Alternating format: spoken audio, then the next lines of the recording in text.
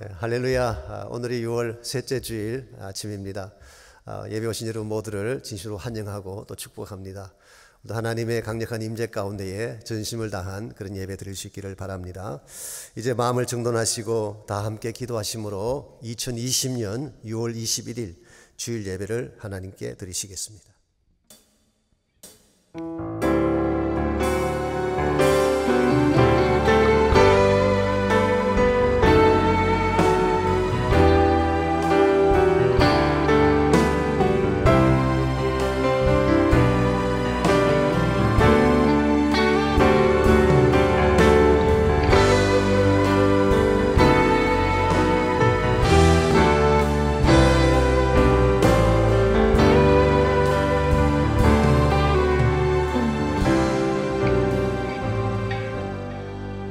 온 땅이여 여호와께 즐거운 찬송을 부를지어다. 기쁨으로 여호와를 섬기며 노래하면서 그의 앞에 나아갈지어다. 여호와가 우리 하나님이신 줄 너희는 알지어다.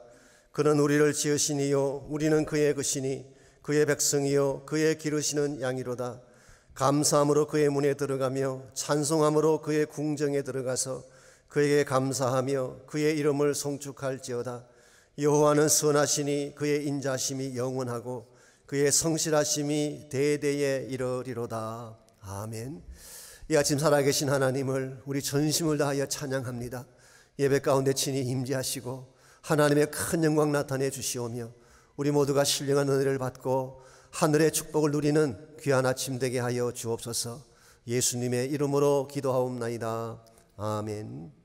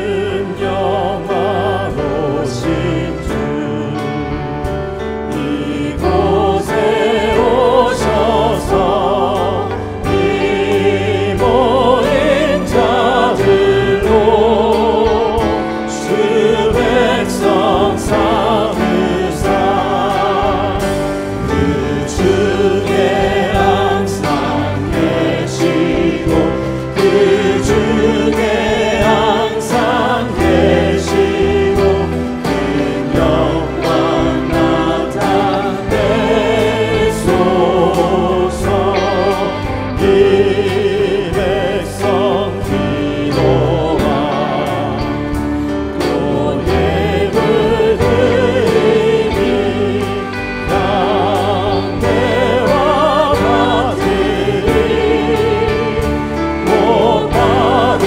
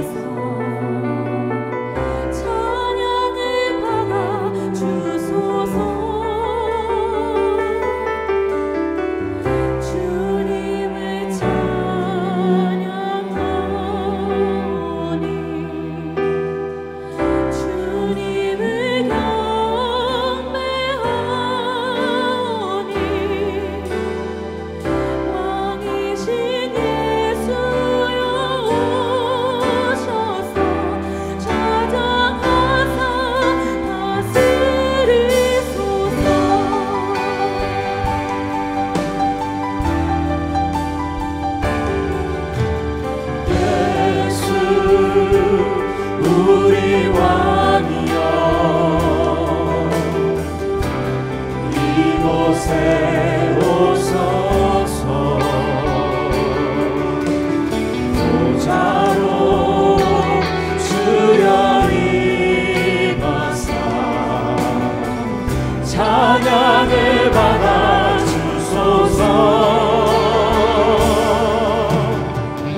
주님을 찬양하오니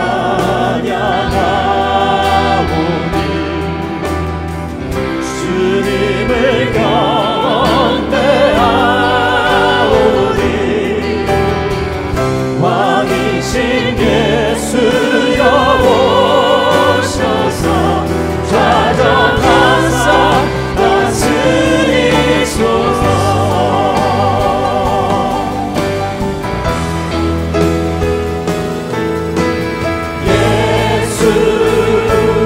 우리 왕이여 이곳에 오셔서 보좌로 주여 임하사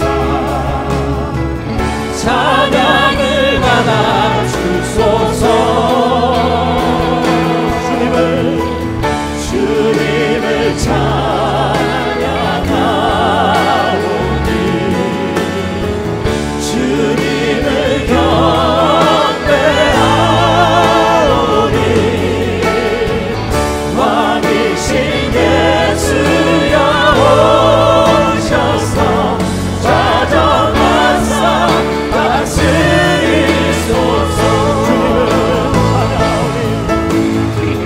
주님을 찬양하오니 주님을 경배하오니 왕이신 예수여 오셔서 좌정하사 다스리소서 좌정하사 다스리소서 좌정하사 다스리소서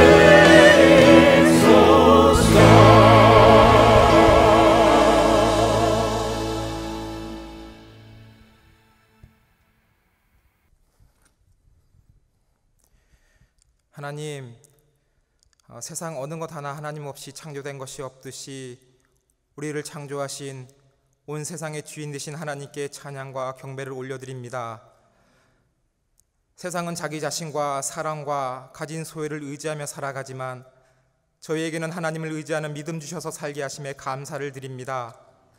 무릇 여호와를 의지하며 여호와를 의뢰하는 그 사람은 복을 받을 것이라 말씀하셨사오니 오늘 드려지는 이 예배가 우리의 피난처 되시며 위로와 소망 되시는 하나님 한 분만을 의지함으로 하늘의 복을 받아 누리는 우리 모두가 되게 하여 주시옵소서.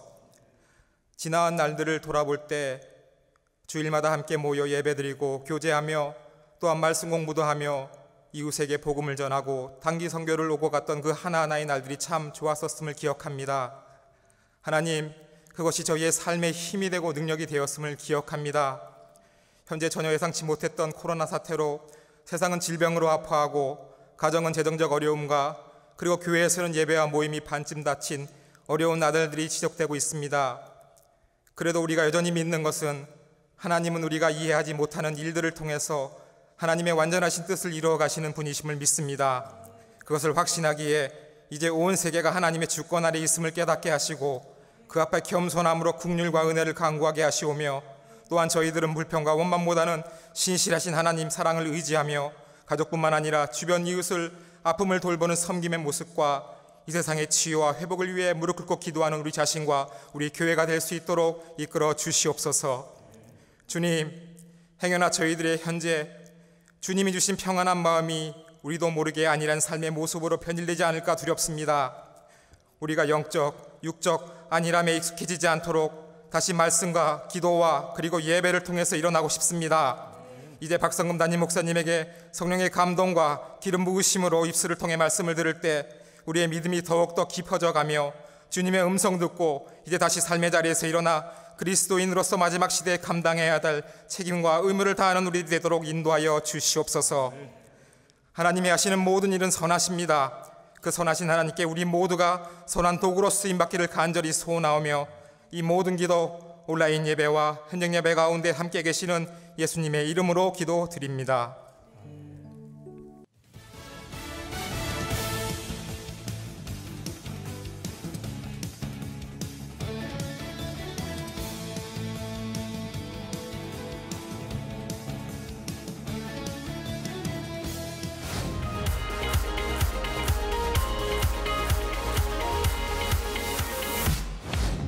오늘은 아버지 주일입니다. 가정을 위해 늘 수고하시는 모든 아버지들께 감사를 드립니다. 여선교회에서 작은 선물을 준비했습니다. 오늘 하루 아버지들께 진심 어린 감사와 사랑을 표현하시기 바랍니다.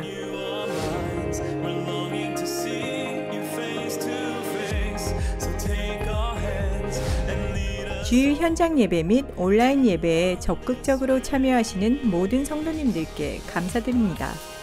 코로나 위기를 통해서 예배의 삶을 점검하고 예배의 감격과 영성을 회복하는 계기가 되었으면 합니다.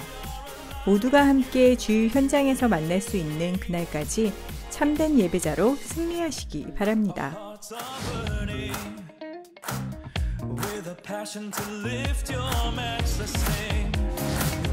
교회적으로 안전한 현장 예배가 되도록 방역을 철저히 실시하고 있습니다. 현장 예배에 참여하시는 성도님들은 아래의 안전수칙을 지켜주시기 바랍니다.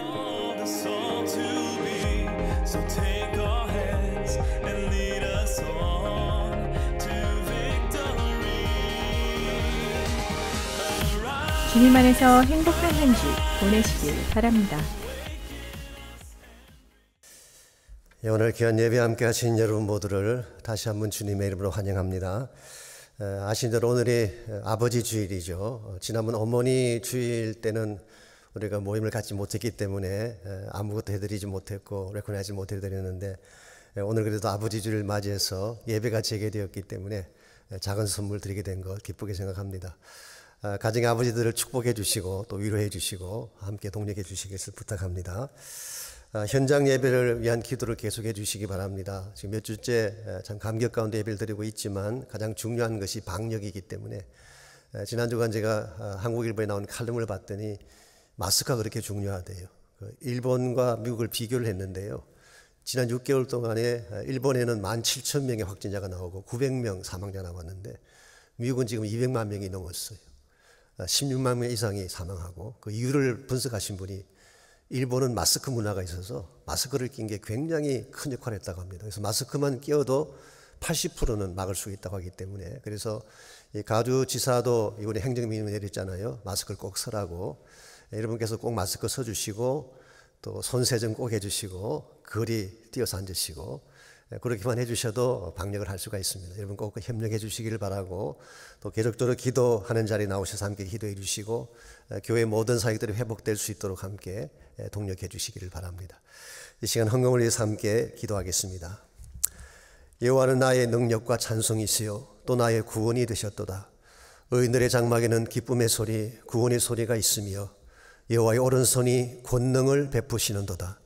살아계신 하나님, 의인의 장막들을 축복하시는 주의 손길로 저는 한 주간 성도들의 가정을 지켜주시고 자녀들을 보호해 주시고 삶의 터전을 안전케 해주신 것을 감사합니다.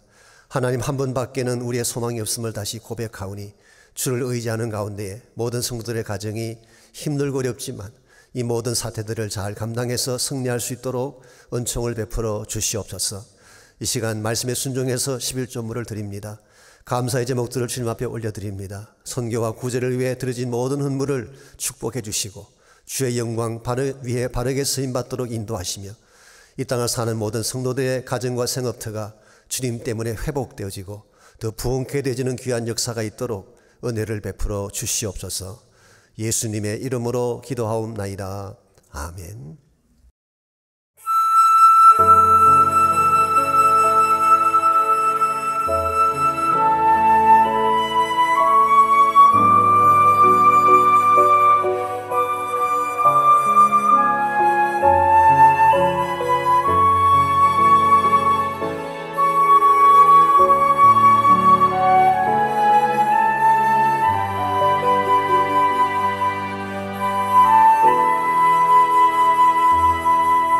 주님은 내 맘에 아픔 알아주시니 지련한 눈물 지워주시고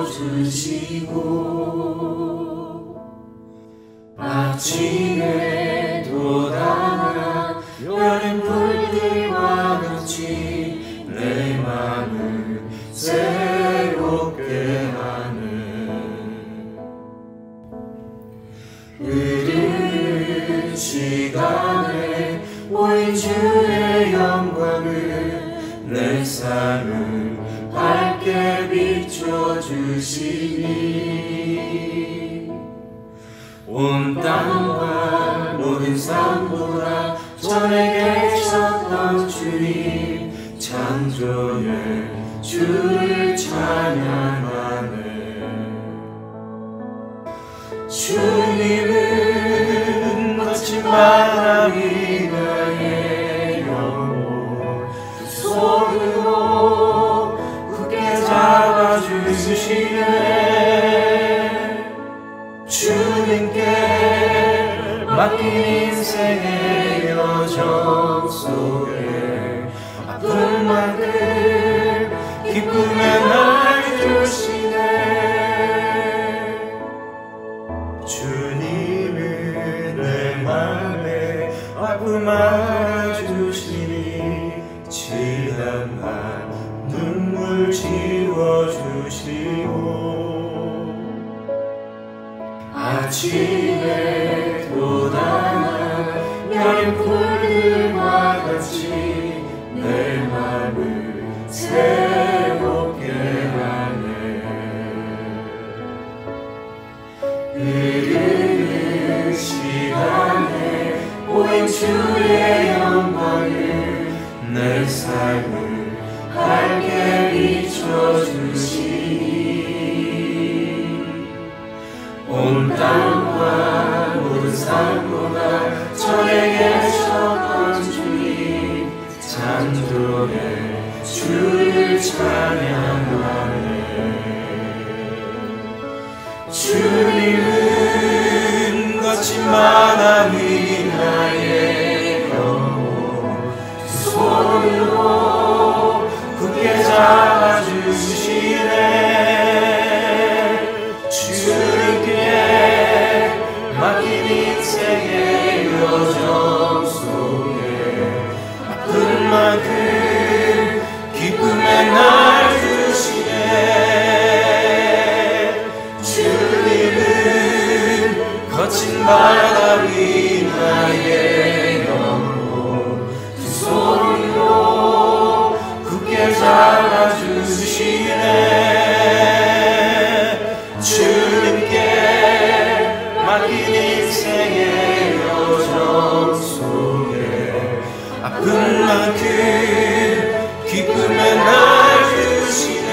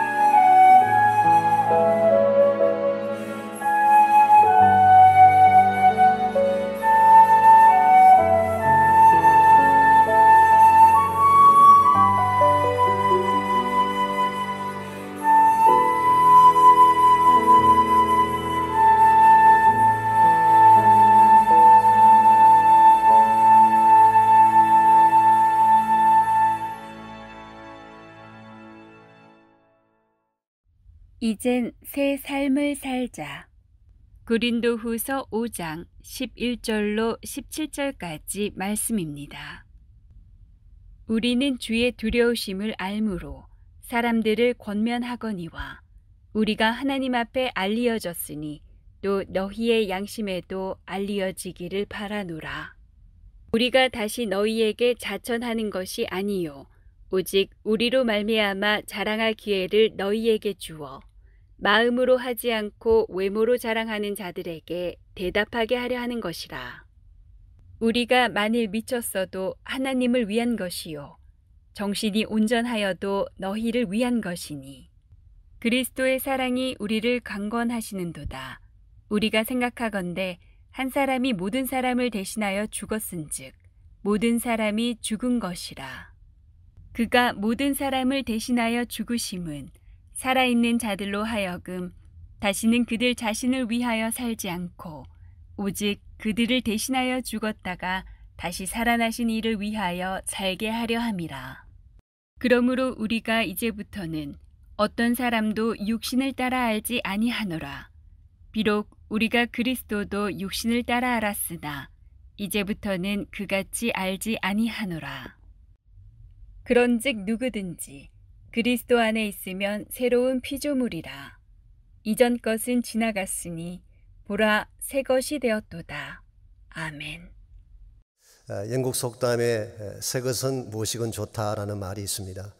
새 것을 싫어하는 사람이 있을까요? 아무도 없습니다. 누구나 다 새 것을 선호하죠. 차도 이왕이면 새 차를 원하고 옷도 새 옷을, 집도 새 집을 원합니다. 젊은 사람들이 그 전자기기를 살 때도 최신형을 사고 싶어 하죠. 심지어 사람을 구할 때도 새로운 사람을 찾는 경향이 있습니다. 한국의 어떤 교수님 한 분이 아직 장가를 가지 못한 노총각인 제자들을 자기 집에 초청을 했습니다. 그리고 이렇게 말을 했어요. 내가 아는 여자 중에 미스 코리아 출신이 한 분 있는데 내가 중매를 할 테니까 원하는 사람 있으면 손 들라 그랬어요. 그랬더니 모든 자가 일시에 다 손을 들었어요. 한 말씀 더 하셨습니다. 근데 그 여자가 30년 전에 미스 코리아다 그랬더니 다 손을 내리더라고 합니다. 아무리 아름다운 미녀라고 할지라도 헌 미녀는 싫다고 하는 것이죠. 이와 같이 사람들의 마음속에는 새 것을 선호하는 마음, 외적인 면에서는 새 것을 추구하는 심령이 있는데 정작 자신의 삶이 새로워지는 것에 대해서는 두려워합니다. 원하지 않는 경우를 보게 됩니다. 이유가 무엇일까요?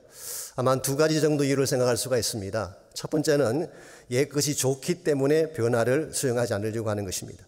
옛 생활에 익숙하고 편리한 사람들은 새 삶을 찾으려고 하지 않습니다.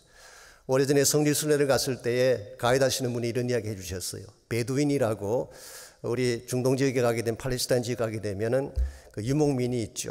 이분들은 들판에 텐트를 치거나 사막에 텐트를 치고 사시는 그런 분입니다.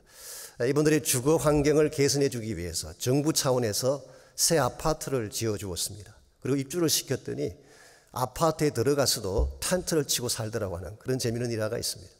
예생활에 젖어 있는 사람은 새 삶을 찾으려고 하지 않습니다. 두 번째 이유는 변하고 싶어도 능력이 안 되는 경우가 있습니다. 비근한 예로 새해만 되면 우리가 새해 결심을 하죠. 결심한 대로 다 이루어지던가요? 새롭게 살아보자, 새해는 이렇게 해보자 했지만 안 되는 경우가 많습니다. 새 것을 향한 열망은 있지만 새 것을 이룰 수 있는 능력이 수반되지 아니하면 새로워질 수가 없는 것입니다. 이런 의미에서 변화를 추구한다고 하는 것은 사실 쉽지 않습니다. 아무리 원해도 변치 않는 경우도 있고 우리 자신들이 변하려고 노력하지 않는 케이스들도 있어요. 그럼에도 불구하고 여러분과 저는 예수님 만난 사람들이기 때문에 반드시 새로워져야 됩니다. 예수를 만나는 순간 여러분은 새 사람이 되기 때문에 그렇습니다. 새 생명이 주어집니다. 새로운 신분을 갖게 됩니다. 새로운 네이처, 새로운 성품을 소유하게 되고 새로운 소망을 갖게 되는 것입니다. 이와 같이 예수를 만나면 누구나 새 사람이 되어야 하는데 그럼에도 불구하고 우리 현실을 보면 그렇지 못한 것을 발견할 때가 많습니다. 아직도 과거의 관행에 젖어 사는 사람들이 많습니다. 과거의 습관대로 행하는 사람들이 있죠. 새 사람이 되었음에도 불구하고 여전히 과거의 아픔을 부여안고 사는 사람도 있고 과거의 실패에 묶여서 새 축복을 누리지 못하는 케이스도 있습니다. 이와 같이 자꾸 우리를 과거 지향적으로 만들려고 하는 이와 같은 성향을 우리가 청산하고 새 사람으로 살아가야 되는데 어떻게 하면 여러분과 제가 그리스도 안에서 참된 새 삶을 이루어갈 수가 있을지, 오늘 같이 봉독한 본문을 통해서 이것을 함께 정리해 보려고 합니다. 오늘 같이 읽은 본문에 보시면 새로운 존재로 산다는 것이 어떤 것인가에 대한 말씀이 오늘 본문에 기록된 내용입니다. 먼저 17절 말씀 제가 다시 읽습니다. 사실 오늘 본문을 이끌어주는 주제가 되기 때문에 핵심 구절이라고 할 수가 있습니다. 그런즉 누구든지 그리스도 안에 있으면 새로운 피조물이라 이전 것은 지나갔으니 보라 새 것이 되었도다라고 했어요. 이 말씀 속에는 새 삶과 관련해서 세 가지 중요한 사실이 나타나 있습니다. 첫 번째로 새 삶을 살아야 될 대상이 나와 있어요. 누구든지라고 했습니다. 새 삶을 사는 데는 제한이 없다는 것입니다. 어떤 자든 다 새 삶을 살아야 되고 누구나 변화되어야 함을 강조하고 있습니다. 유대인이건 헬라인이건 혹은 남자건 여자건 백인이건 흑인이건 에이션이건 어떤 사람이든 누구든지 새 삶을 살아야 된다. 두 번째 사실은 변화의 출발점에 대한 것을 말씀하고 있습니다. 그리스도 안에서라고 했어요. In Christ. 우리 스스로 새 삶을 만들 수 있을까요? 안 됩니다.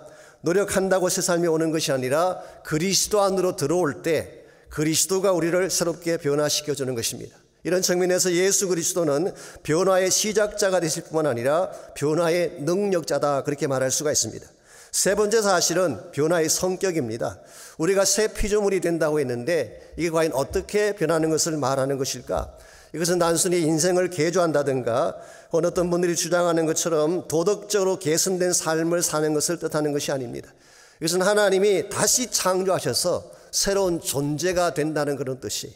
그래서 많은 영어 성경들이 New Creature 그렇게 번역하기도 했고 혹은 New Creation 그렇게 번역한 것을 보게 됩니다. 물론 겉모양만 보게 되면 예전의 모습이나 예수님 만난 이후나 별 차이가 없어 보일 수 있습니다. 그럴지라도 우리가 예수를 믿는 순간 주님이 우리 안에 들어오시는 순간에 생명의 씨가 뿌려지기 때문에 여러분과 저는 새로운 존재가 되는 것입니다.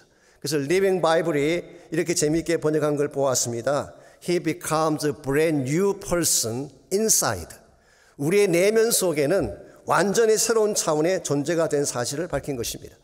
여러분과 제가 새로운 존재가 되었기 때문에 오늘 성경이 내린 결론이 무엇입니까? 이전 것은 지나갔다.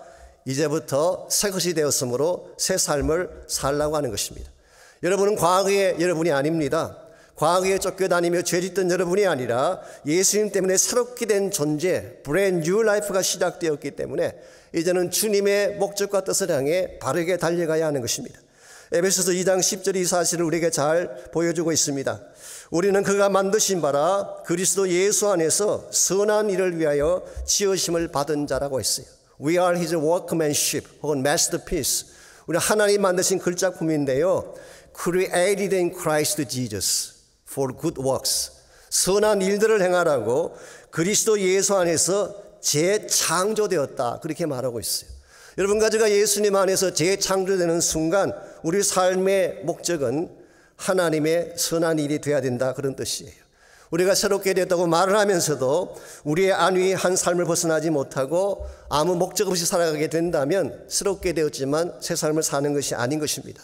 여러분과 저는 그리스도 안에서 참된 목적과 뜻을 설정하고 하나님이 우리를 만드신 글작품답게 새로 창조되어진 글작품답게 바르게 살아가야 합니다. 여러분과 제가 참 하나님의 새 피조물답게 글작품답게 살아가려면 뭐가 필요할까요? 윌리엄 바클레가 이 대목에서 이런 말을 한 적이 있습니다. 삶이 새로워지면 삶의 기준도 새로워져야 된다. New lease of life requires new set of standard. 우리 삶이 새로워졌다 그 말의 뜻은 우리 삶의 기준도 새로워져야 된다 그런 뜻이에요. 다른 말로 표현하면 새 삶을 산다는 것은 무엇인가가 달라져야 한다는 것입니다. 과거와는 달라야 되고 세상과는 다른 모습을 보여주어야지 새 삶을 산다는 증거가 되는 것입니다. 그렇다면 여러분과 제가 새 피조물로 살아가기 위해서 달라져야 할 것이 무엇인지 오늘 본문을 통해서 몇 가지를 함께 정리해 보려고 합니다. 먼저 첫 번째로 우리가 새로운 존재로 살아가려면 삶의 자랑이 달라져야 됩니다. 과거에 자랑하던 것이 아니라 새로운 자랑이 우리 마음속에 생겨야 된다 그런 뜻입니다. 11절 말씀 보시면 사도 바울이 지금까지 사역해왔던 모습이 소개가 되어 있습니다. 우리는 주의 두려우심을 알므로 사람들을 권면하거니와 우리가 하나님 앞에 알려졌으니 또 너희의 양심에도 알려지기를 바라노라. 이 말씀이 하면은 사도 바울의 사역의 출발점은 주를 두려워함이었어요. 이 주를 두려워한다는 말의 뜻이 fear of the Lord. 이게 사실은 성경이 말하고 있는 piety, 경건의 핵심 아이디어입니다. 영성에 대해서 많은 분들이 이야기하지만 영성의 키 컨셉이 주를 두려워하는 경외심이에요. 바울은 하나님 한 분만을 의식하고 그분을 경외하는 마음으로 사역을 했기 때문에 사람들의 눈치를 보지 않았어요. 사람들에게 잘 보이기 위해서 쇼업하지도 않고 자신의 사역을 과장하지도 않았어요. 그래서 하나님에게 이와 같은 모습으로 사역을 해왔기 때문에 우리 사역과 삶이 하나님께 알려졌는데 너희들의 양심에도 알려지기를 원한다고 말한 것입니다. 저 부끄러울 것이 없다는 거예요. 모든 것이 투명하다는 것입니다. 하나님 보시기에도 부끄럽지 아니하고 너희들의 양심에 비추어봐도 부끄럽지 않도록 경건하게 투명하게 순수하게 사역해온 사실을 밝힌 것입니다. 사실 사도 바울이 예수님 만난 이후에 그의 관심은 하나밖에 없었어요. 그것은 예수 그리스도의 십자가였습니다. 그것으로 말미암아 모든 사람이 구원의 자리에 이르는 것, 이것 외에는 다른 관심이 없었어요. 소위 말하는 교회 성장의 신환이 사람들에게 주목받는 대형 교회의 입지적인 목회자가 되는 이건 관심이 아니었어요. 오직 한 가지, 십자가와 복음의 모든 것을 쏟았습니다. 그랬기에 고린도전서 2장 2절에서 그런 고백했죠. 예수 그리스도와 그의 십자가에 못 박히신 것 외에는 아무것도 알지 아니하기도 작정했다. 사도 바울의 최대 관심은 십자가와 복음이었어요. 갈라디아서 6장 17절 말씀에서는 내 몸에 예수의 흔적을 가졌다고 했습니다. 이게 흔적이라는 단어가 헬라말로 스티그마죠. 이 스티그마라고 하는 것은 상처의 자국을 말합니다. 예수님 때문에 매맞고 상처받고 고난당한 자국, 이것이 바울이 말하는 자랑이었어요. 오늘 바울의 포인트가 여기 있습니다. 너희들이 나의 사역을 보지 않았느냐? 내가 지금까지 행해왔던 모든 삶의 내용을 보지 않았느냐? 예수의 십자가 외에는 자랑이 없었던 나의 이 모습이 너희들에게도 자랑이 되기를 원한다. 그래서 11절 말씀 보십시오. 우리가 다시 너희에게 자천하는 것이 아니요 오직 우리로 말미암아 자랑할 기회를 너희에게 주어 마음으로 하지 않고 외모로 자랑하는 자들에게 대답하게 하려 하려는 것이라. 아마도 고린도 교회에는 아직도 외모를 가지고 자랑하는 사람들이 있었던 것 같습니다. 지난번 고린도 전서를 다룰 때 소개해드린 것처럼 학벌 자랑하는 사람, 가문 자랑하는 사람, 권력 자랑하는 사람들이 있었어요. 그런 이 자랑거리를 가지고 서로 편을 나누어서 싸우고 그랬었어요. 이와 같은 자랑은 너희들이 할 자랑은 아니라는 것입니다. 우리가 예수 만난 이후에 글자품인 크리스찬이 됐다면 이런 자랑에 너희들이 젖어들어서는 안 된다. 바울이 보여주었던 것처럼 십자가를 자랑하고 순전한 믿음을 자랑하는 것. 사실 우리 모두에게도 세상 자랑하고 싶은 마음이 있습니다. 그런데 세상 자랑을 너무 하다 보면 잘못된 길로 인도될 가능성이 있어요. 1996년도에 미 해군 전체를 충격 속에 몰아넣었던 사건이 하나 있었습니다. 미 해군 참모 총장이 권총으로 자살하는 사건이에요. 제레미 마이클 워다라고 하는 사성 장군입니다. 이분은 해군 사병으로 입대를 해서 미 해군 최고 지휘관까지 올라간 유일한 그런 사람입니다. 이것 하나만으로도 큰 영광 아니겠습니까? 그랬는데 이분이 자신이 받지도 아니한 무공 훈장 2개를 달고 다니다가 논란이 됐어요. 웬만한 사람 같으면 그냥 훈장 떼고 I'm sorry 하고 지나가면 되는 것인데 이분 그렇게 못했어요. 명예를 너무 귀하게 여겼기 때문에, 명예가 자기 우상처럼 됐기 때문에, 그래서 깨어진 이 명예를 견디지 못해서 자결로 생애를 마치고 만 것입니다. 이것만큼 허무한 일이 어디 있겠어요? 아니 외출복에 달고 다니는 데코레이션이 뭐라고 그게 목숨을 거냐 그 말이에요. 오늘 세상 사람들은 외적인 것에 큰 관심을 갖습니다. 그래서 오늘날 외모를 꾸미는 것도 그 중에 하나이죠. 외모를 아름답게 꾸며야지 사람들에게 칭찬도 받고 인정을 받으니까. 근데 솔직히 말씀드려서 외모라는 게 뭡니까? 영어로 표현하면 skin deep of beauty. skin deep이라고 하는 것이 살갗한 피부만큼의 그런 깊이 정도의 미가 우리가 보여주고 있는 외모예요. 사실 skin deep beauty라는 이 단어는 제가 쓴 게 아니고 17세기 영국의 시인이 이 단어를 처음 썼다고 합니다. 토마스 오버벨이라고 하는 사람이 The Wife, 아내라고 하는 그 글에서 그분이 이 단어를 썼어요. 자기 부인을 향해 이렇게 말을 했습니다. Your beauty is only skin deep. 사실 이거 보통 사람이 할 수 있는 게 아닌데 감히 부인에게 어떻게 이런 말을 했는지 모르겠어요. 당신의 미라고 하는 것은 살갗 피부 한 겹밖에 되지 않는다. 이 말 뒤에 뭐가 담겨 있겠어요? 겉은 예뻐 보이는데 등게 없다 그런 뜻 아니겠어요? 사실 우리에게 보여지는 외형도 중요하지만 내용물이 훨씬 더 중요해요. 피부 색깔이 그렇게 중요합니까? 오늘 미국에 문제가 생기고 편견이 생기고 인종주의가 생기는 게 다 그거 아니에요. 백인 흑인 나누어서 다투는 이유가 뭐가 있어요? 황인종들에 대해서 차별하는 이유가 어디 있겠어요? 사실 하나님이 창조하신 창조품들인데 인간들이 함부로 이것을 평가하고 다루는 것은 굉장히 위험한 것입니다. 오늘 여러분과 제가 정말 하나님 안에서 새 피조물이 되었다면 이와 같은 차원의 자랑을 넘어서야 되는 것입니다. 하나님이 소중히 여기는 것이 우리가 소중히 여기는 가치가 되고 하나님이 자랑스럽게 여기는 것이 우리의 자랑거리가 될 때 그야말로 우리 삶이 새로워졌음을 보여줄 수가 있는 것입니다. 이런 측면에서 세상 영광이나 외모를 자랑하기보다는 십자가와 순진한 믿음을 자랑하시기 바랍니다. 나의 소유나 껍데기를 자랑하기보다는 내 속에 내주하시는 성령님을 자랑하고 성령의 열매와 진실됨을 자랑하시기를 바랍니다. 이렇게 살아가야지 이전 것은 지나갔으니 새 것이 되었다라는 말이 합당한 자가 되는 것입니다. 우리가 새로운 존재로 살아가려면 두 번째로 삶의 동기가 또한 달라야 됩니다. 삶의 자랑도 달라져야 되겠지만 삶을 살아가는 모티베이션, 동기가 또한 달라져야 됩니다. 13절과 14절을 보시면 사도 바울이 왜 지금까지 지나칠 정도로 열정을 품고 사역해 왔는지 그 근본 동기가 오늘 13절과 14절에 잘 나와 있습니다. 먼저 13절 말씀 봅니다. 우리가 만일 미쳤어도 하나님을 위한 것이요 정신이 온전하여도 너희를 위한 것이라고 했습니다. 자, 이 말씀에 하면은 사도 바울이 가끔 사람들에게 미쳤다는 오해를 받은 것 같습니다. 사실 세상 기준에서 바울을 보면 미쳤다고 말할 수 있지 않겠어요? 충분히 이해할 수가 있습니다. 그 좋은 배경과 학문을 갖추고도 모든 걸 포기하고 가장 천박한 사람처럼 살아가는 바울을 보고 이거 미친 짓 아니냐 그렇게 평가할 수가 있죠. 유대 사회에서 예수를 메시아로 인정한다고 하는 것은 그 커뮤니티에서 쫓겨나는 일입니다. 모든 유대인들이 다 반대하고 유대인 커뮤니티에서 쫓겨날 것을 뻔히 알면서도 예수님을 선택하고 예수에게 목숨을 걸었다고 하는 것은 그들이 볼 때는 미친 짓이에요.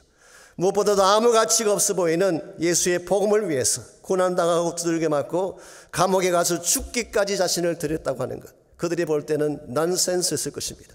이와 같이 세상 사람들이 볼 때는 분명히 사도 바울은 이해할 수 없는 삶을 살았어요. 실제로 사도행전 26장 24절에 보면 로마 총독 베스도가 바울을 향해 미쳤다고 말한 적이 있습니다. 바울이 결박에 묶인 상태에서도 복음을 계속 말하게 될 때 베스도가 참다 못해서 바울아 내가 미쳤도다, 내 많은 학문이 너를 미치게 한다라고 한 기록이 사도행전서에 나와 있습니다. 여러분과 정말 하나님의 일을 위해서 뭔가 쓰임받기를 원한다면 한 번 정도는 미칠 수 있어야 돼요. 세상 일도 보게 되면 세상에서 획기적인 일을 한 사람들 대개는 미쳤다는 소리를 들어보았던 사람들입니다. 요새 화제가 되고 있는 인물 중에 앨런 머스크라고 하는 사람이 있죠. 이건 남아공화국 출신이고 엄마를 따라서 캐나다 갔다가 캐나다에서 공부를 하고 미국 유펜 펜실베니아 대학에서 공부를 하고 스탠포드 대학의 물리학 박사 과정에 들어갔다가 이틀 만에 자퇴를 하고 실리콘밸리에서 사업을 시작한 사람이에요. 아주 괴짜입니다. 이분이 만든 자동차가 테슬라라고 하는 전기자동차 아닙니까? 처음에 많은 사람들이 그를 사기꾼이라고 생각했어요. 미쳤다고 생각했어요. 워낙 그가 생각하는 것이 상식을 넘어섰기 때문에. 사실 처음 테슬라를 시작했을 때 어려움도 많이 겪고 망할 뻔한 적도 있었다고 합니다. 그런데 지금 어떻게 됐어요? 이 테슬라가 전 세계 자동차 시장을 거의 석권하다시피 해서 토요타 다음으로, 토요타가 넘버원인데 그 다음으로 큰 회사가 됐습니다. 주식 가격이요, 작년 5월 달에 200불 하던 것이 금년도에 와서 1000불이 넘었어요. 5배 이상 뛰었어요. 더구나 스페이스 X니 솔라시티 같은 회사를 만들어서 화성에 사람 보내 살게 했다고 하는 그야말로 미친 소리 아닙니까? 실제로 그 영화 아이언맨의 그 주인공이 머스크를 모티브로 삼았다고 할 정도로 그런 분이에요. 무엇인가 미치지 아니하면 획기적인 일 만들 수 없어요. 토마스 에디슨도 그랬고 빌 게이츠도 그랬고 메이비 스티브 잡스 같은 사람도 그런 부류의 사람이라고 할 수가 있습니다. 그러나 저는 이런 류의 미치라고 추천하고 싶지는 않습니다. 이와 같은 세상적인 성공이라고 하는 것은 한때는 빛을 볼 수 있을지 모르지만 영원한 가치는 아니기 때문에 오늘 반짝 일어났지만 그 다음 순간에 꺼지는 것이 세상 성공의 속성이기 때문에 그러므로 우리 그리스도인들은 미치기는 미치되 바른 것에 미쳐야 돼요. 무엇에 미치면 가장 하나님께 영광이 될까요? 복음에 미치는 것입니다. 예수 그리스도에게 미치는 것입니다. 예수님 한 분 외에는 다른 것이 보이지 않는 이와 같은 삶을 살고 복음의 모든 열정을 쏟아서 나를 드리게 될 때에 하나님이 기뻐하는 열매를 맺을 수가 있게 되는 것입니다. 사도 바울은 그래서 복음 때문에 미쳤다는 소리를 들었어요. 자, 그런데 이와 같이 열정을 다 쏟아서 미쳤다는 말을 들을 정도로 헌신해야 될 이유가 과연 무엇일까요? 이렇게 모든 것을 다 투자해야 될 근본 동기가 무엇일까요? 14절 말씀이 그것을 밝혀주고 있습니다. 그리스도의 사랑이 우리를 강권하시는도다. 예수님의 사랑 때문이다, 그런 뜻이에요. 이것이 사도 바울이 전생애를 달려갔던 근본 이유입니다. 모든 것을 다 내려놓고 어떤 고난을 당해도 그것을 이겨내고 죽는 순간까지 오직 예수 한 분 위에 달려갈 수 있게 했던 근본 원동력이 Love of Christ, 예수 그리스도의 사랑이었어요. 그리스도의 사랑이 그를 컴펠링했다, 그를 강권했다, 그를 그냥 잊지 못하겠다, 그렇게 설명한 것입니다. 오늘 여러분과 저에게 이 주님의 사랑이 필요합니다. 물론 열정이 필요하긴 하지만 열정보다 더 중요한 것은 열정의 출발점이에요. 내가 열심을 내야 될 이유가 주님의 사랑 때문일 때 열매가 아름다운 것입니다. 가끔 교회를 하는 분 중에 시험에 드는 분들이 있습니다. 열심히 일을 하는 분일수록 더 큰 시험에 빠지는 것을 보게 되죠. 이유가 무엇일까요? 물론 다른 여러 가지 많은 이유가 있겠지만 근본 동기가 주님 사랑이 아닌 다른 것이 되었을 때 우리는 시험에 들 수밖에 없어요. 사람들의 박수나 칭찬이나 인기 같은 것, 이 반대급부에 관심을 갖게 되면 열심히 일을 하면 할수록 섭습병에 걸리게 되고 시험에 빠지게 되는 것입니다. 그런데 만일 나의 모든 사역의 근본 동기가 주님 사랑 때문이라면 무슨 일이 닥쳐와도 이겨낼 수가 있는 것입니다. 그래서 예수님께서 요한복음 21장에서 실패한 베드로를 다시 세우실 때 무엇을 물으셨나요? 내가 나를 사랑하느냐? 3번 물으셨어요. 예수님은 그의 능력 묻지 않으셨습니다. 그의 재력에 대해서도 질문 안 하셨어요. 너가 얼마나 많은 공부를 했느냐? 지성의 양에 대해서도 질문하지 않고 너가 진실로 나를 사랑하느냐? 그러면 내 양을 먹이라, 내 양을 치라 명령하신 거예요. 오늘 여러분과 제 삶에도 마찬가지입니다. 우리가 갖춰야 될 것이 많지만 사실 가장 중요한 것이 주님의 사랑을 깨닫고 깊이 인식하는 거예요. 하나님 일을 하는데 얼마나 많이 갖추어야 일을 할 수 있을까요? 우리가 신학교 학위만 가지면 사역할 수 있다고 생각하는데 그것만으로 사역이 될까요? 목사가 되고 박사가 되면 사역할 수 있다고 생각하지만 물론 그것도 필요하지만 그것만으로 안 됩니다. 아무리 모아놓은 걸 다 갖추어도 하나님에 대한 사랑이 빠져 있다면 우리 사역은 껍데기에 불과한 것입니다. 이런 면에서 여러분과 제가 정말 미치긴 미치되 복음에 미쳐야 되는데 복음에 미치기를 원한다면 그리스도의 사랑이 우리 마음을 장악해야 하는 것입니다. 여러분 잘 아시는 구세군 창시자인 윌리엄 부스라는 분, 이분은 원래 영국의 그 감리교 목사님이셨죠. 그런데 예수님 만난 이후에 주님의 사랑에 사로잡힌 후에는 하루도 복음을 전하지 않으면 잠을 잘 수가 없었어요. 한마디로 복음에 미친 거죠. 그래서 그는 런던 거리에 나가서 광대 옷을 입고 광대 짓을 했습니다. 복음을 전하기 위해서. 한 번은 열심히 광대 일을 하고 있는데 딱 한 사람만이 그걸 보고 있었어요. 그때서 지켜보던 자기 선배가 보다 못해서 이렇게 말을 했습니다. 아니 겨우 한 사람 얻겠다고 그렇게 소란을 피울 필요가 있겠는가. 그때 윌리엄 부스가 남겼던 유명한 말이 있습니다. 그렇습니다. 내가 만일 광대짓을 함으로써 한 생명을 구원할 수 있다면 나는 평생 광대로 살아도 좋습니다. 얼마나 위대한 고백이에요. 이와 같은 마음을 가졌기 때문에 그는 실제로 85세로 세상을 떠날 때까지 오직 복음 하나 위에 달려간 것입니다.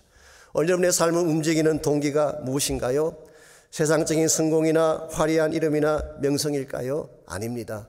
예수 그리스도의 사랑이 동기가 되어야 합니다. 그 사랑에 사로잡히시기를 바랍니다. 그때 여러분은 참 피조물답게 하나님의 걸작품답게 주의 영광 위에 쓰임받을 수가 있습니다. 이와 같이 우리가 새로운 존재로 살아가려면 우리 삶의 자랑도 바뀌어져야 되고 우리 삶의 동기도 바뀌어져야 되겠지만 또 한 가지 변화가 필요한 영역이 있습니다. 삶의 방향이에요. 삶의 디렉션이 달라져야지 새 피조물로 살아갈 수가 있습니다. 지금까지 우리 삶의 방향은 나 중심적이었어. 이 self-centered life, 나 중심적인 삶, 나를 기쁘게 하고 나를 행복하게 만드는 것이 모든 삶의 핵심이었죠. 그런데 새 사람이 된 후에는 Christ-centered life. 예수 그리스도 중심의 사람으로 변화되어야 한다, 그런 뜻이에요. 15절 말씀 보겠습니다. 그가 모든 사람을 대신하여 죽으심은 살아있는 자들로 하여금 다시는 그들 자신을 위하여 살지 않고 오직 그들을 대신하여 죽었다가 다시 살아나신 이를 위하여 살게 하려 함이라. 여기에 방향의 변화에 대한 제시가 분명합니다. 지금까지는 자기 자신을 위해 살아왔던 우리지만 예수 만난 이후에는 죽으시고 다시 사신 예수를 위해 살라. 이게 소위 말하는 회심이에요. 회심이라는 말은 마음의 방향을 바꾼다, 삶의 방향을 바꾼다, 우리 페이트의 표현을 빌리면 유턴한다, 그런 뜻이에요. 지금까지 나를 위해 달려가고 나의 쾌락을 위해 달려가고 세상을 위해 달려가고 죄악을 위해 달려갔던 나의 삶이 유턴해서 하나님을 위해, 그리스도를 위해 살게 되는 것을 말하는 것입니다. 자, 이제 여러분과 제가 예수 믿고 나서 새 사람이 되었는데 우리 삶의 디렉션이 바뀌어야 되죠. 나를 위한 삶이 아니라 하나님을 위한 삶으로 바뀌어져야 되는데 이와 같이 바뀌어지려면 먼저 한 가지 전제가 필요해요. 바로 그 전제가 우리 15절 앞부분에서 설명하고 있습니다. 그가 모든 사람을 대신하여 죽으심은 그랬어요. 예수님이 여러분과 저를 위해 먼저 희생하셨어요. 예수님이 먼저 우리를 사랑하시고 우리를 먼저 용서하셨어요. 주님이 먼저 이와 같이 우리를 위해 자신의 모든 것을 다 바쳐 죽어주셨기 때문에 그러므로 우리도 당연히 이제는 나를 위해 살아서는 안 되고 예수를 위해 살아야 된다, 그런 뜻이에요. 여러분과 제가 사역을 시작할 때마다 기억해야 될 것이 있습니다. 모든 사역의 시작자는 하나님이에요. 먼저 주시지 않고 요구하시는 적이 절대 없습니다. 먼저 준비해 두시지 않고 가라고 말씀하시지 않아요. 하나님 자신은 사랑하지 않으면서 우리에게 사랑을 강요하는 적이 없어요. 항상 먼저 사랑하시고 먼저 주시고 먼저 다 준비하신 후에 우리를 부르셔서 가라고 말씀하시는 하나님. 여러분, 그저 이 사실을 정확하게 바로 알게 될 때에 이제부터 나를 위한 삶이 아니라 하나님 위한 삶으로 바뀌어져야 되는 것입니다. 사실 우리 인생에서 방향성이라는 것은 굉장히 중요합니다. 어떤 분들은 열심히 뛰면 되지 그러지만 열심히 뛰더라도 바른 방향으로 뛰지 아니하면 엉뚱한 결과를 낳을 수가 있습니다. 여러분 잘 아시는 나치 독일의 히틀러를 보십시오. 그가 쓴 유명한 책 나의 투쟁이라는 책이 있습니다. 마인 캄프라고 하는 유명한 책입니다. 그 책에 보게 되면 독일인을 향한 히틀러의 열정이 얼마나 뜨거운지 아세요? 그야말로 패셔니트한 하트를 가진 사람이에요. 굉장한 열정 가지고 있는 사람. 연설할 때 보십시오. 열정적으로 연설합니다. 오죽했으면 그 책이 1933년도에 발간되었을 때 베스트셀러가 됐다고 합니다. 열정 가진 것은 잘못이 아니지만 열정의 방향이 잘못됐을 때 어떤 결과가 나왔나요? 수천 명을 파괴시키는 결과를 낳지 않았습니까? 그러므로 우리 열정의 방향이 바로 돼야 되는데 우리 삶의 방향이 바로 되고 열정의 방향이 바로 돼야 되는데 정말 여러분들이 하나님을 향하여서 바른 열정을 가지고 살기를 정말 원한다면 주님과 우리 관계성이 먼저 바로 되어져야 하는 것입니다. 그래서 16절을 보겠습니다. 우리가 예수 만난 이후에 우리가 어떤 관계성을 추구해야 될지, 그러므로 우리가 이제부터는 어떤 사람도 육신을 따라 알지 아니하노라. 비록 우리가 그리스도도 육신을 따라 알았으나 이제부터는 그같이 알지 아니하노라 그랬어요. 여기 보게 되면 분명히 예수 만난 이후에 주님에 대한 인식의 방향이 바뀐 것을 알 수가 있죠. 처음에는 육신을 따라 알았다고 했어요. 육신을 따라, 이 말은 according to flesh, 육체적인 관점에서 겉으로 보이는 것만 보고 관계를 맺은 것을 의미하는 것입니다. 예수님의 제자들이 처음 주님 만났을 때 처음부터 그가 하나님의 아들인 줄 알고 만났을까요? 아닙니다. 그냥 훌륭한 선생님이나 랍비 정도로 알고 알았어요. 제자 중에 어떤 사람은 정치적 운동가라고 생각하고 만난지도 모르겠어요. 그랬다가 나중에 말씀을 듣고 주님의 사역을 보는 중에 그가 하나님의 아들인 것을 고백하게 되죠. 베드로를 통해서. 그리고 십자가와 부활 후에 하나님의 아들인 것을 증거하며 살아간 것을 봅니다. 그래서 오늘 본문은 우리가 그리스도도 처음에는 육신을 따라 알았지만 이제는 그렇게 알지 아니한다. 즉 관계성이 바뀌게 된 사실을 말하는 것입니다. 요한복음 4장에 보시게 되면 수가성의 여인 경우 그가 처음 예수를 만났을 때와 나중에 예수님의 실체를 알게 됐을 때의 모습이 다릅니다. 요한복음 4장에 보게 되면 세 단계로 이 여자가 예수님을 만나게 되는데요. 4장 9절에 보게 되면 유대인 남자로 알았어요. 이렇게 질문하죠. 당신은 유대인 남자인데 사마리아 여자인 나에게 어떻게 물을 요청합니까? 처음 만났을 때는 유대인 남자로 만났어. 이것을 저는 육신적 만남 혹은 physical encounter 그렇게 부를 수가 있어요. 그런데 식구들에 가보면은 선지자라고 고백을 합니다. 그의 남편에 대한 모든 스토리를 알고 있고 그의 삶에 대한 모든 것을 다 알고 있는 것을 알고 나서 당신은 선지자가 틀림없습니다. 이와 같은 만남, 이것을 우리는 종교적 만남이라고 부를 수 있어요. Religious encounter. 그러다가 29절에 가게 되면 비로소 그 여자가 고백합니다. 그가 그리스도가 아니냐. 비로소 하나님의 아들이시요 메시아라는 사실을 알게 된 것입니다. 이게 영적인 만남, spiritual encounter라고 할 수가 있습니다. 이와 같이 예수님이 하나님의 아들이요 메시아 된 사실을 알게 된 순간, 영적으로 예수를 만난 그 순간 그가 마을로 뛰어들어가며 외친 메시지가 I met the Christ. 나는 메시아를 만났다. 나는 그리스도를 만났다. 그가 처음에 물길로 나올 때에 나왔던 물동이를 거기에 던져두고 욕망의 물동이를 우물가에 던져버리고 지금까지 자신의 모습이 부끄러워 숨어 살았던 과거의 모든 것도 다 던져버리고 당당하게 커밍 아웃해서 예수를 증거하는 삶으로 변화된 것. 이게 진정한 차원의 변화이고 새 삶의 모습이라고 할 수가 있습니다. 오늘 우리가 예수를 만나는 과정도 유사합니다. 처음 교회에 나올 때는요, 그저 예수님을 훌륭한 위인 정도로 알고 나오죠. 그리고 혹시 위로받을까 해서 예배도 드리고 말씀도 듣는 것입니다. 이게 육신적 관계입니다. 그러다가 좀 시간이 지나면 교회 일도 하고 직분도 받으면서 정기적으로 교회 출석을 하게 되죠. 저는 이것을 종교적 단계라고 부르고 싶습니다. 종교적으로 신앙생활하는 것입니다. 그러다가 어느 날 성령을 체험합니다. 십자가 사랑을 체험하게 되면서 비로소 예수님 앞에 자신의 전부를 드리게 되는 영적 단계로 들어가게 되죠. 이 단계에 들어가야지 여러분이 하나님의 부르심을 알고 하나님의 뜻을 향해 바르게 살아갈 수가 있는 것입니다. 오늘 여러분 어느 단계에서 살고 계시는지요?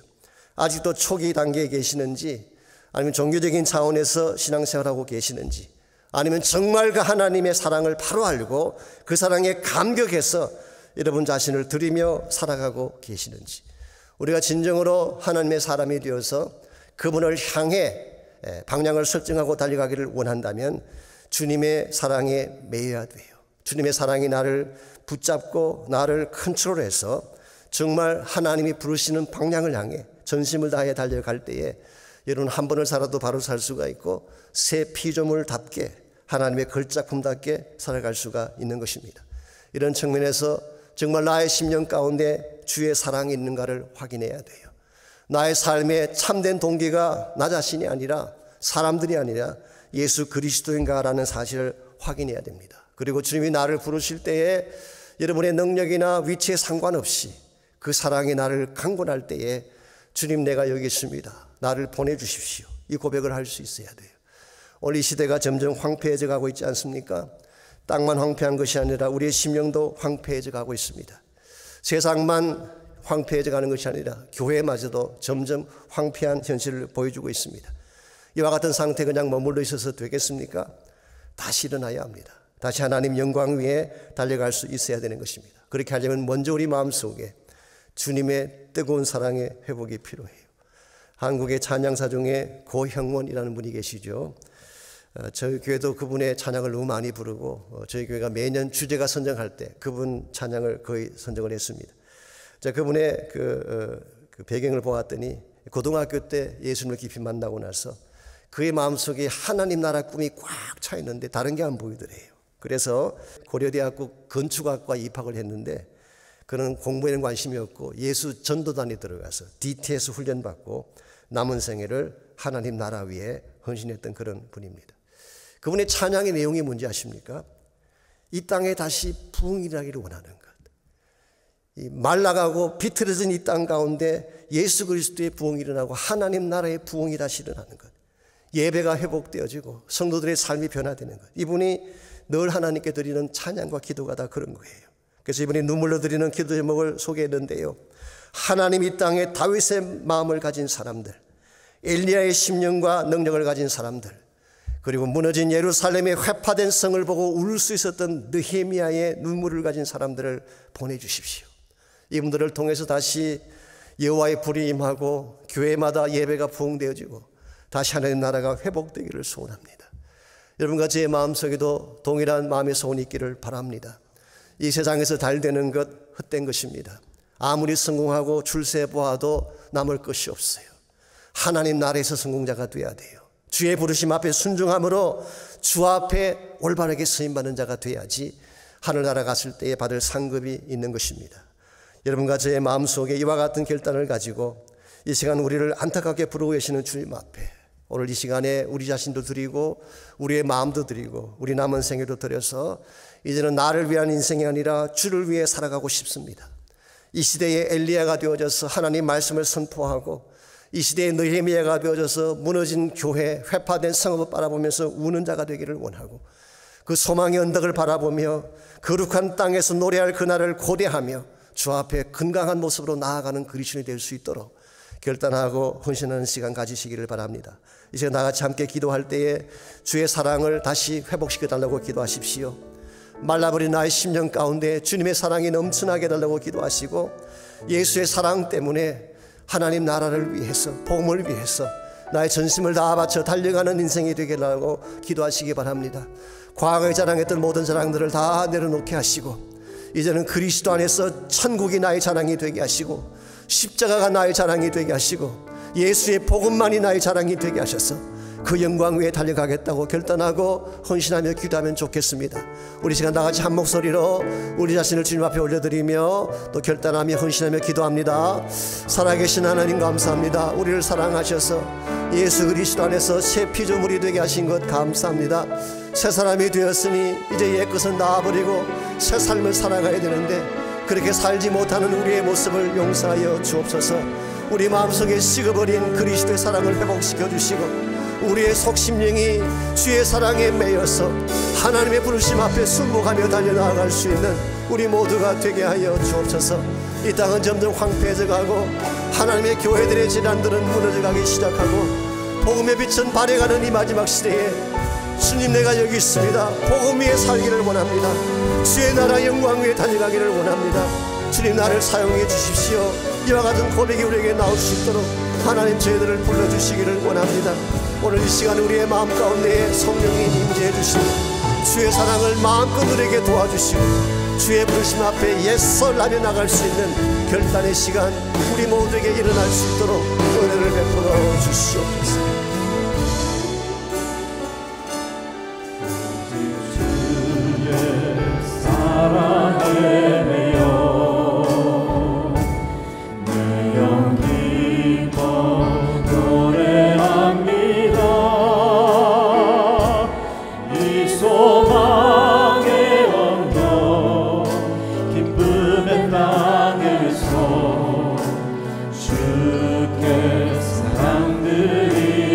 다시 한번 고백하겠습니다. 오직 주의 사랑에 매여 내 영 기뻐 노래합니다. 이 소망의 언덕 기쁨의 땅에서 주께 사랑 드립니다. 주의 때 안에 갇혀 내 영 기뻐 찬양합니다. 이 소명의 언덕 거룩한 땅에서 주께 경배드립니다. 주께서 주신 모든 은혜 나는 말할 수 없네.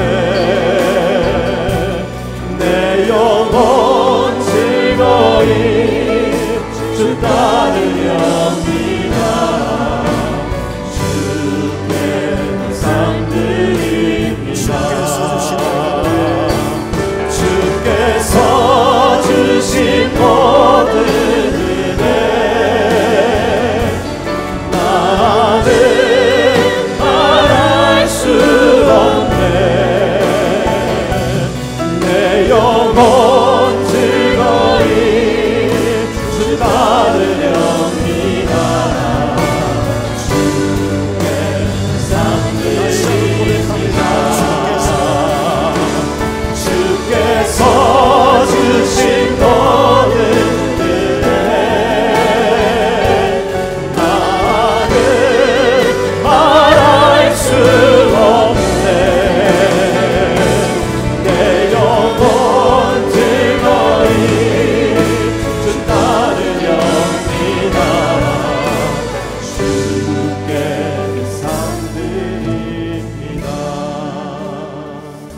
감사합니다.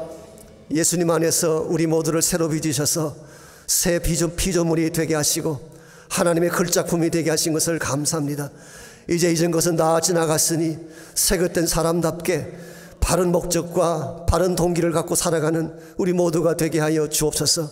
예수 그리스도의 사랑이 우리의 속심령을 붙잡게 하시고 우리의 전생애를 장악하게 하여 주셔서 하나님 뜻대로 살고 주의 나라 위에 살고 주의 복음 위에 달려갈 수 있는 저희 모두가 되게 하여 주옵소서. 이제는 우리 구주 예수 그리스도의 은혜와 하나님 아버지의 무한하신 사랑과 성령님의 충만한 임재하심이 이 시간 주 앞에 나와 주를 예배하고 돌아가는 모든 사랑하는 주의 백성 한 분 한 분에게 그들의 가정과 삶의 터전과 자녀들과 자손들 위해 이제로부터 항상 함께하여 주시기를 우리 주님 예수님의 이름으로 간절히 축원하옵나이다. 아멘.